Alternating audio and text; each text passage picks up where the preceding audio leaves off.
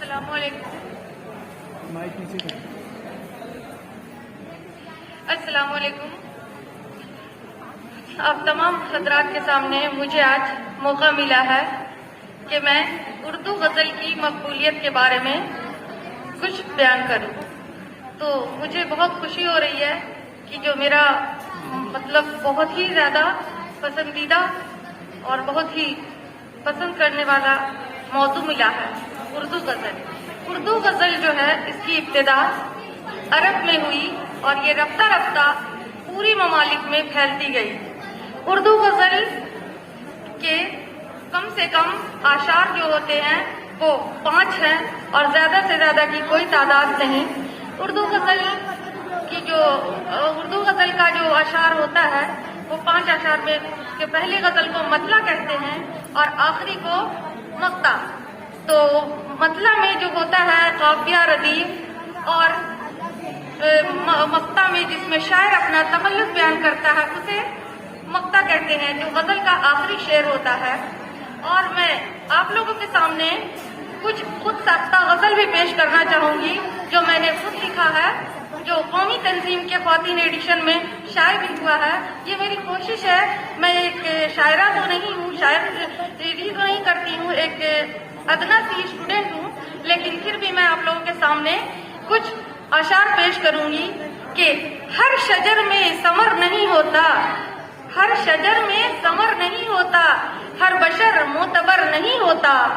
یاد کرتی ہوں رات دن اس کو, یاد کرتی ہوں رات دن اس کو, پر اسے کچھ اثر نہیں ہوتا. اور دیکھیے گا بے ایمانی پہ جو ہے اترے ہوئے, بے ایمانی پہ جو ہے اترے ہوئے, ان کو رب کا بھی ڈر نہیں ہوتا.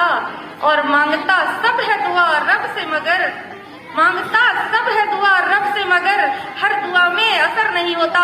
مقطع پہ دھیان دیجیے گا کہ جن کو ہوتی بھی ہے عطا ثروت, جن کو ہوتی بھی ہے عطا ثروت, پھر بھی ان کو صبر نہیں ہوتا.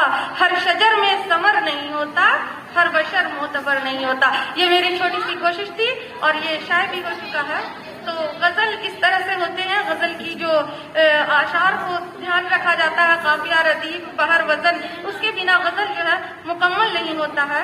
غزل بہت ہی خوبصورت صنف ہے اور اگر اس کی تعریف کی جائے تو وقت بھی کم پڑ جائے, اگر اس کی تعریف میں لکھنا چاہے تو آپ کو قلم اور سیاہی بھی کم پڑ جائے.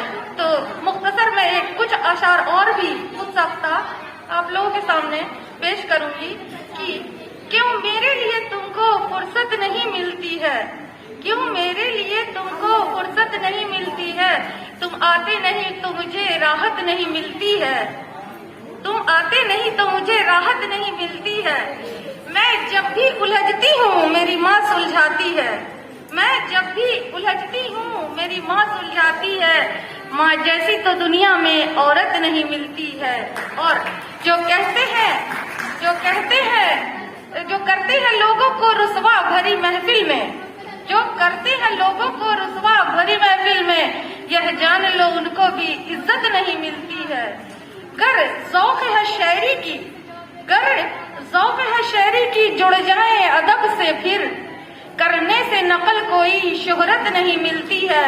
اور آخری مقطع دیکھیے گا کہ جو جس کے مقدر میں لکھا ہے وہ ملتا ہے, جو جس کے مقدر میں لکھا ہے وہ ملتا ہے, جتنی بھی ہوس کر لو ثروت نہیں ملتی ہے.